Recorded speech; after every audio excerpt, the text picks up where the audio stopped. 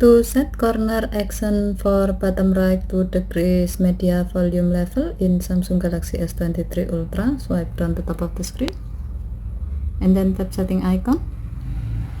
Scroll down the screen to find accessibility. Tap accessibility and then tap interaction and dexterity.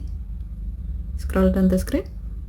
Under mouse and physical keyboard section, tap auto action after pointer stop. Under corner action section, tap bottom right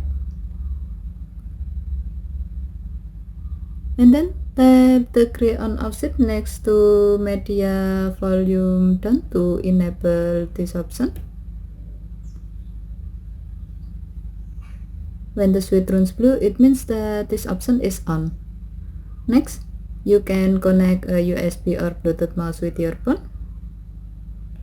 Once done connecting, now you can easily decrease the media volume level by hovering and stopping your mouse pointer on the bottom right corner of the screen.